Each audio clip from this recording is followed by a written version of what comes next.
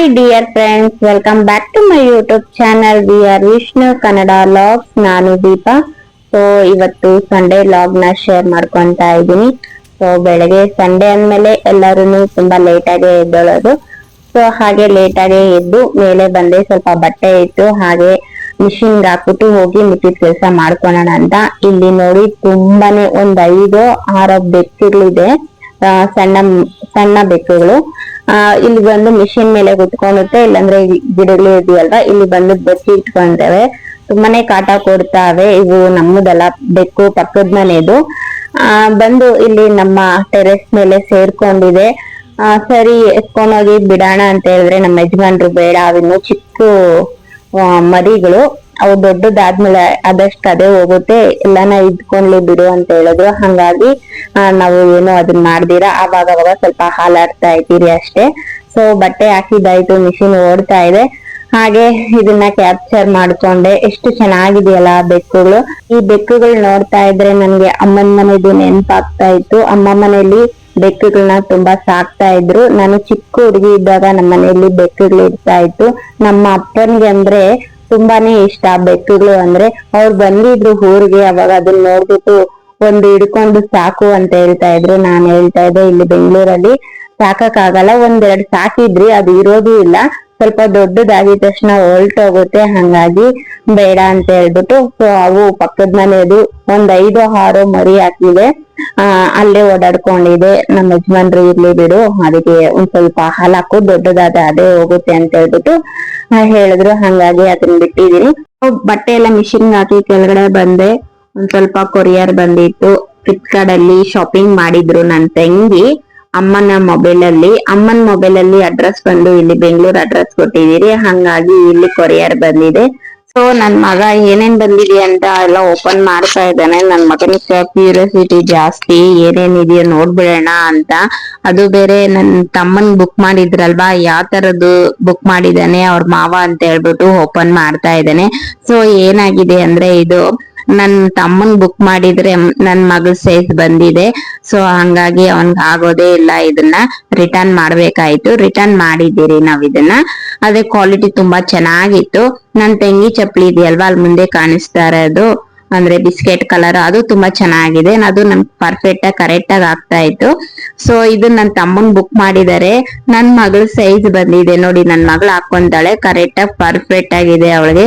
So ನಾನ್ ಅನ್ಕೊಂಡೆ ನನ್ ಮಗಳಿಗೆ ಇಟ್ಕೊಳ್ಳೋಣ, ರಿಟರ್ನ್ ಮಾಡೋದ್ ಬೇಡ ಅಂತ. ಆದ್ರೆ ನನ್ ಮಗಳ ಹತ್ರ ತುಂಬಾನೇ ಚಪ್ಪಲಿಗಳಿದೆ. ಸೊ ಮತ್ತೆ ಏನಕ್ಕೆ ಬೇಡ ಅಂತ ಹೇಳ್ಬಿಟ್ಟು ರಿಟರ್ನ್ ಮಾಡಿದ್ರಿ. 2 ಚಪ್ಪಲಿ ಬಂದು 500 ಏನೋ ಕೊಟ್ಟಿದ್ದಾರೆ. ಆದ್ರೆ ನನ್ ಮಗಳ ಸೈಜ್ ಬಂದಿದೆ, ನನ್ನ ತಮ್ಮನ ಸೈಜ್ ಬಂದು 9-10 ಇಂಚ್ ಏನೋ. ಆದ್ರೆ ನೋಡಿ ನನ್ ಮಗಳ ಸೈಜ್ ಬಂದಿರೋದ್ರಿಂದ ಹಾಗೆ ತಿರ್ಗಾ ಪ್ಯಾಕ್ ಮಾಡಿ ರಿಟರ್ನ್ ಕಳಿಸಿದ್ರಿ. ನನ್ ತಂಗಿ ಚಪ್ಪಲಿ ಮಾತ್ರ ಇಟ್ಕೊಂಡ್ಲು, ಅದು ಚೆನ್ನಾಗಿತ್ತು. ಕ್ವಾಲಿಟಿ ಅಂತೂ 3 ಚಪ್ಪಲಿನೂ ತುಂಬಾನೇ ಚೆನ್ನಾಗಿದೆ. ಸೊ ಹಾಗೆ ನಿಮ್ ಜೊತೆ ಶೇರ್ ಮಾಡ್ಕೊಳ್ಳೋಣ ಅನ್ಸ್ತು. ಬೆಳಗ್ಗೆನೆ ಕೊರಿಯರ್ ಬಂದಿದ ತಕ್ಷಣನೇ ಎತ್ಕೊಂಡು ಎಲ್ಲಾ ಚೆಕ್ ಮಾಡ್ತಾ ಇದಾರೆ. ಮಕ್ಳ ಕ್ಯೂರಿಯಾಸಿಟಿ ಅಲ್ವಾ, ಯಾವ ತರ ಇದೆ ನೋಡೋಣ ಅಂತ ಹೇಳ್ಬಿಟ್ಟು. ಇದೇನಾದ್ರೂ ಕರೆಕ್ಟ್ ಆಗಿ ಇದಿದ್ರೆ ನನ್ ಮಗನೇ ಎತ್ಕೊಂಡ್ಬಿಡ್ತಾ ಇದ್ದ, ಹಂಗಾಗಿನೇ ಅವ್ನು ಓಪನ್ ಮಾಡಿದ್ದು ನೋಡೋಣ ಅಂತ. ಸಂಡೇ ಆಗಿರೋದ್ರಿಂದ ಇವತ್ತು ಸಂಡೇ ಸ್ಪೆಷಲ್ ಚಿಕನ್ ಸಾಂಬಾರು. ಮತ್ತೆ ಈ ಅಕ್ಕಿ ಬಂದು ಏನು ತೋರಿಸ್ತಾ ಇದ್ದೀನಿ ಅಂದ್ರೆ, ಇದು ಕುಚ್ಚಲಕ್ಕಿನ ತಗೊಂಡಿದ್ದೀನಿ. ಇವತ್ತು ಕುಚ್ಚಲಕ್ಕಿಯಲ್ಲಿ ಅನ್ನ ಮಾಡಿ ಚಿಕನ್ ಸಾಂಬಾರ್ ಮಾಡೋಣ ಅಂತೇಳಿ. ಸೊ ಕುಚ್ಚಲಕ್ಕಿನ 1-2-3 ಸತಿ ಚೆನ್ನಾಗಿ ತೊಳ್ಕೊಂಡು ಉಪ್ಪಾಕಿ ಕುಕ್ಕರ್ ಅಲ್ಲಿ ಬೇಯಿಸ್ತಾ ಇಲ್ಲ, ಹಾಗೆ ತಪ್ಲೆಯಲ್ಲಿ ಬೇಯಿಸ್ತಾ ಇದ್ದೀನಿ. ನಮ್ಮ ಯಜಮಾನ್ರು ಹೇಳಿದ್ರು ಅದನ್ನ ತಪ್ಲೆಯಲ್ಲಿ ಬೇಯಿಸು, ಕುಕ್ಕರ್ ಅಲ್ಲಿ ಕೂಗಿಸ್ಬೇಡ ಅಂದ್ರು. ಹಂಗಾಗಿ ಸೊ ಇವಾಗ ಒಂದು ಪಾತ್ರೆ ಇಟ್ಕೊಂಡಿದ್ದೀನಿ, ಅಂದ್ರೆ ಕುಕ್ಕರು. ಮತ್ತೆ ಎಣ್ಣೆ ಮತ್ತೆ ಸಾಸಿವೆ ಹಾಕೊಂತ ಇದೀನಿ. ಚಿಕನ್ 2-3 ಸತಿ ಚೆನ್ನಾಗಿ ತೊಳ್ಕೊಂಡು ಇವಾಗ ಚಿಕನ್ ಹಾಕೊಂಡು ಅದಕ್ಕೆ ಚಿಕನ್ಗೆ ಎಷ್ಟು ಬೇಕೋ ಅಷ್ಟು ಉಪ್ಪು ಮತ್ತೆ ಖಾರದ ಪುಡಿ ಮತ್ತೆ ಧನಿಯಾ ಪುಡಿ ಹಾಕೊಂಡು ಚೆನ್ನಾಗಿ ಮಿಕ್ಸ್ ಮಾಡ್ಕೊಂಡು ಚಿಕನ್ ಅಲ್ಲಿ ನೀರಿನ ಅಂಶ ಬಿಡೋ ಗಂಟ ಫ್ರೈ ಮಾಡ್ಕೊಂತೀನಿ. ಹಾಗೆ ನೀರಿನ ಅಂಶ ಡ್ರೈ ಆಗೋ ಗಂಟ ಬಿಟ್ಟು ಇದಾಗೋ ಅಷ್ಟರಲ್ಲಿ ಮಸಾಲೆಗೆ ಎಲ್ಲಾನು ರುಬ್ಬೋದಕ್ಕೆ ರೆಡಿ ಮಾಡ್ಕೊಂತೀನಿ. ನಾನು ಪ್ರತಿ ಸಲನು ಅಷ್ಟೇ ಚಿಕನ್ ಸಾಂಬಾರ್ ಮಾಡಿದ್ರೆ ನಾನು ಒಗ್ಗರಣೆ ಹಾಕುವಾಗೆ ಖಾರದ ಪುಡಿ, ಧನಿಯಾ ಪುಡಿ, ಉಪ್ಪು ಈ 3 ಹಾಕಿ ಮಸಾಲೆ ರೆಡಿ ಮಾಡ್ಕೊಳೋ ಅಷ್ಟರಲ್ಲಿ ಚೆನ್ನಾಗಿ ಬೇಯಿಸ್ಕೊಂತೀನಿ. ಈ ತರ ಮಾಡೋದ್ರಿಂದ ಉಪ್ಪು ಖಾರ ಎಲ್ಲ ಚಿಕನ್ಗೆ ಚೆನ್ನಾಗಿ ಹಿಡಿಯುತ್ತೆ. ಕೆಲವರು ಹೇಳ್ತಾರಲ್ವಾ, ಉಪ್ಪು ಖಾರ ಚಿಕನ್ಗೆ ಹಿಡ್ದಿಲ್ಲ ಸಪ್ಪೆ ಸಪ್ಪೆ ಅಂತಾರಲ್ವಾ, ಆ ತರ ಅನ್ಬಾರ್ದು ಅಂದ್ರೆ ಈ ತರ ಟ್ರೈ ಮಾಡಿ ನೋಡಿ. ಸೊ ಇಲ್ಲಿ ಒಂದ್ ಕಡೆ ಕುಚ್ಚಲಕ್ಕಿ ಅನ್ನ ಆಗ್ತಾ ಇದೆ. ಸೊ ಇವಾಗ ರುಬ್ಬೋದಿಕ್ಕೆ ಟೊಮೊಟೊ ಮತ್ತೆ ಬೆಳ್ಳುಳ್ಳಿ, ಈರುಳ್ಳಿ, ಚಕ್ಕೆ, ಲವಂಗ, ಮೆಣಸು, ಸೋಂಕಾಳು ತಗೊಂಡಿದ್ದೀನಿ. ಸೋಂಕಾಳು ಹಾಕೋದ್ರಿಂದ ಒಂದೊಳ್ಳೆ ಟೇಸ್ಟ್ ಸಿಗುತ್ತೆ. ಹಂಗಾಗಿ ಇದನ್ನ ಎಣ್ಣೆಲಿ 1-2 ನಿಮಿಷ ಚೆನ್ನಾಗಿ ಫ್ರೈ ಮಾಡ್ಕೊಂತೀನಿ.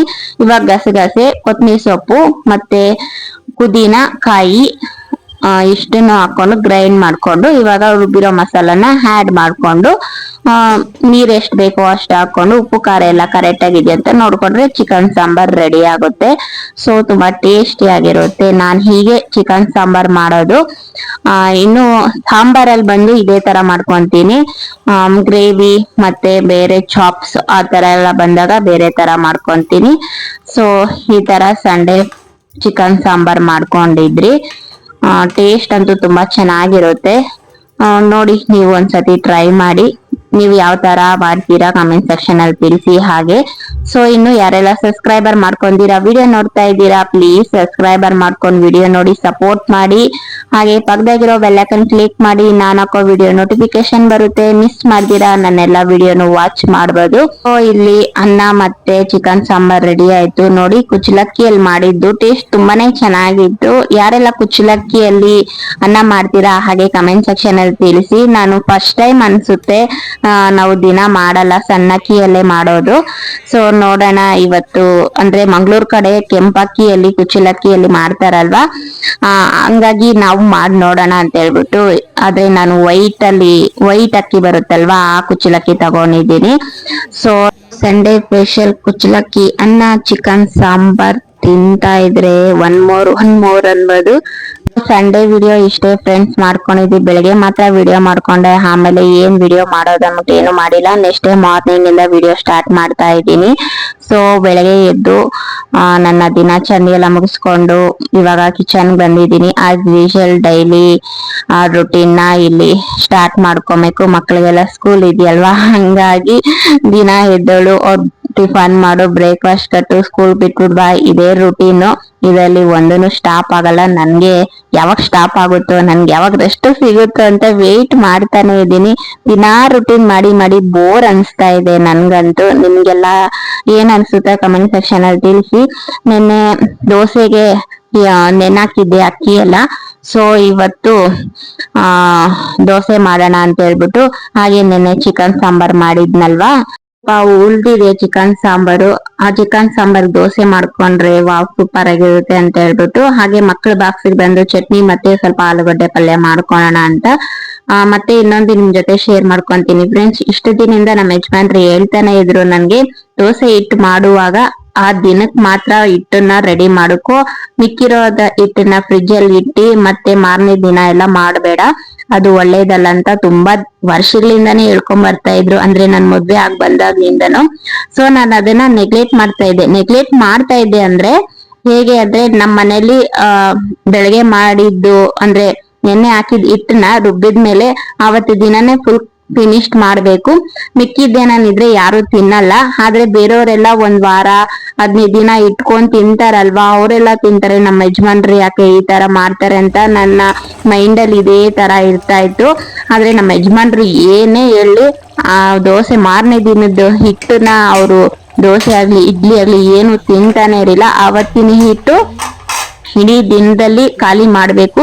ಫ್ರಿಜ್ ಅಲ್ಲಿ ಇಟ್ಟು ಮಾರನೇ ದಿನ ಮಾಡೋದು ಆ ತರ ಎಲ್ಲ ಮಾಡಂಗಿರ್ತಾ ಇರಲಿಲ್ಲ. ಅವ್ರು ಹೇಳಿದ್ದೆ ಕರೆಕ್ಟ್ ಆಯ್ತು. ಯಾಕಂದ್ರೆ ನಾನು ಮೊನ್ನೆ 1 ವಾರದಿಂದನೋ ಏನೋ ಹಾಗೆ ಯೂಟ್ಯೂಬ್ ನೋಡ್ತಾ ಇದ್ದೆ.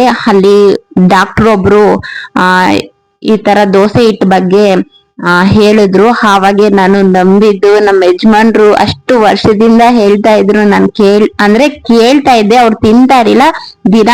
ಒಂದಿನ ಏನ್ ಮಾಡಿತಿರೋ ಹಿಟ್ಟನ್ನ ಇಡೀ ದಿನದಲ್ಲಿ ಖಾಲಿ ಮಾಡ್ತಾ ಇದ್ದೆ, ಆದ್ರೆ ತಿನ್ನಕ್ ಬಿಡ್ತಾ ಇರ್ಲಿಲ್ಲ. ಆದ್ರೆ ನನ್ ಮೈಂಡ್ ಅಲ್ಲಿ ಎಲ್ಲಾರ ಮನೆಗ್ ತಿಂತಾ ಇದಾರೆ, ನಮ್ಮ ಯಜಮಾನ್ರು ಯಾಕ ಈ ತರ ಮಾಡ್ತಾರೆ ಅನ್ನೋದನ್ನ ಮೈಂಡ್ ಸೆಟ್ ಇರ್ತಾ ಇತ್ತು ನನ್ಗೆ. ಸೊ ಅವ್ರು ಡಾಕ್ಟರ್ ಹೇಳಿದ್ಮೇಲೆ ಹೌದಲ್ವಾ, ನೋಡಿ ಡಾಕ್ಟರ್ ಹೇಳಿದ್ಮೇಲೆ ನಂಬ್ತಾ ಇದ್ದೀನಿ. ನಮ್ಮ ಯಜಮಾನ್ರು ಹೇಳ್ತಾ ಇದ್ದಾಗ ನಾನ್ ನಂಬ್ತಾನೆ ಇರಲಿಲ್ಲ.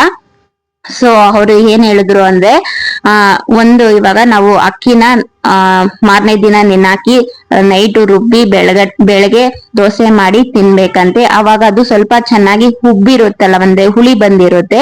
ಆ ಹುಳಿ ಬಂದಿರೋ ದೋಸೆನ ಅವತ್ತೇ ಫಿನಿಶ್ ಮಾಡ್ಬೇಕಂತೆ. ಅದನ್ನ ತಿರ್ಗಾ ಫ್ರಿಜ್ ಅಲ್ಲಿ ಇಟ್ಟು 1 ವಾರ 3 ವಾರ ಇಟ್ಟು ಮತ್ತೆ ನಾವೇನಾದ್ರೂ ಅದನ್ನ ದೋಸೆನೋ ಇಡ್ಲಿನೋ ಮಾಡ್ಕೊಂಡ್ ತಿಂದ್ರೆ ಅದು ತುಂಬಾ ಇನ್ನು ಜಾಸ್ತಿ ಹುಳಿಯಾಗಿ ಅದನ್ನ ಮಾಡ್ಕೊಂಡ್ ತಿಂದಾಗ ನಮ್ಗೆ ಎದೆ ಉರಿ ಮತ್ತೆ ಹೊಟ್ಟೆಗೆ ಸಂಬಂಧ ಕಾಯಿಲೆಗಳು ಬರುತ್ತಂತೆ. ಹಂಗಾಗಿ ನೀವು ಅಷ್ಟೇ ಯಾರಾದ್ರೂ 1 ವಾರ ಇಟ್ಕೊಂಡು 3 ದಿನ ಇಟ್ಕೊಂಡು ದೋಸೆ ಮಾಡ್ತಾ ಇದೀರೋ ಇಡ್ಲಿ ಮಾಡ್ತಾ ಇದೀರೋ ಖಂಡಿತ ಸ್ಟಾಪ್ ಮಾಡಿ.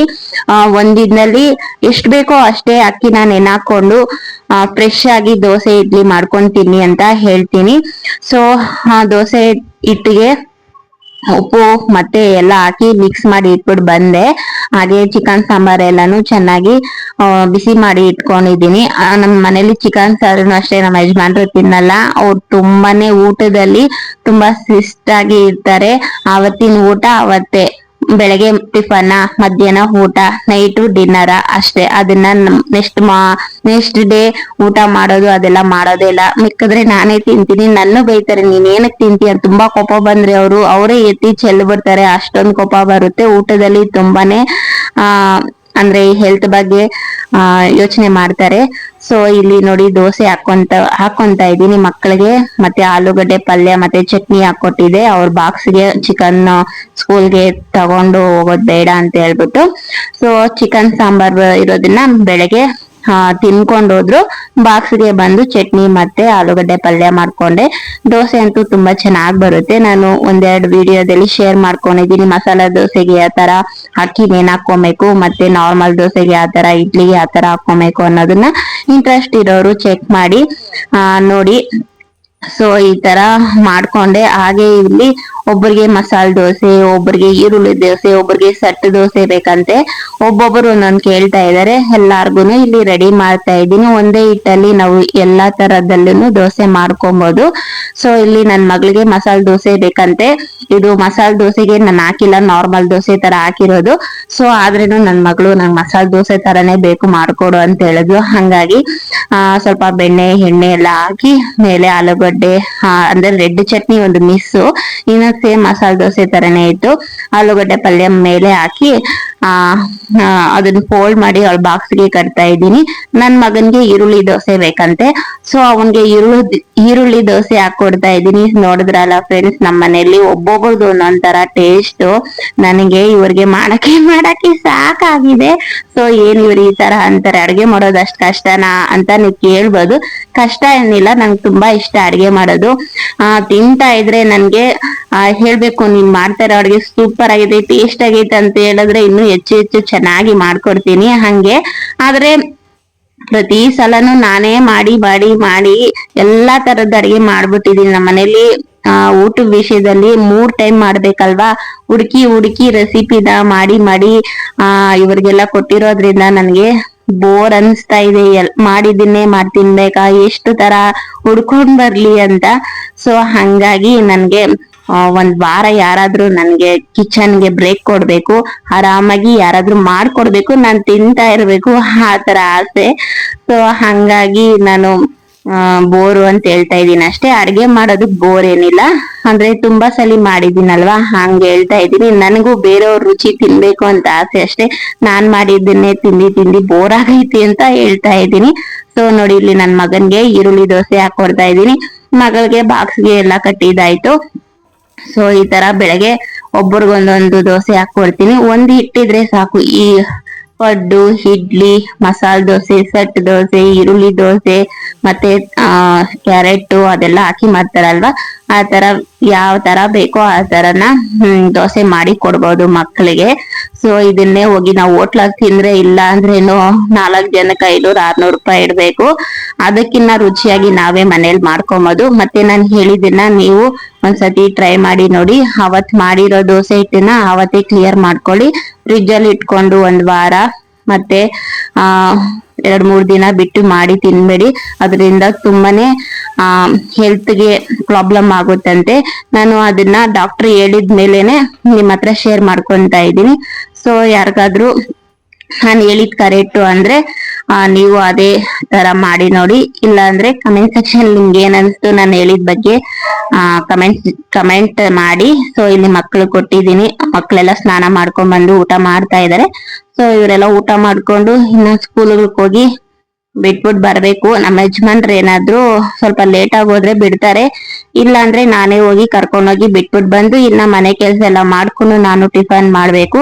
ನೋಡಿದ್ರಲ್ಲ ಫ್ರೆಂಡ್ಸ್ ನನ್ನ ರುಟೀನ್ ಹೇಗಿರುತ್ತೆ ಅನ್ನೋದನ್ನ. ಸೊ ಐ ಹೋಪ್ ಇವತ್ತಿನ ವಿಡಿಯೋ ನಿಮ್ಗೆ ಇಷ್ಟ ಆಗಿರ್ಬೋದು ಅನ್ಕೊಂತೀನಿ. ಇಷ್ಟ ಆದ್ರೆ ಒಂದ್ ಲೈಕ್ ಕೊಡೋದನ್ನ ಮರಿಬೇಡಿ. ಮತ್ತೊಂದು ವಿಡಿಯೋ ಜೊತೆ ಮತ್ತೆ ಸಿಗ್ತೀನಿ. ಬಾಯ್.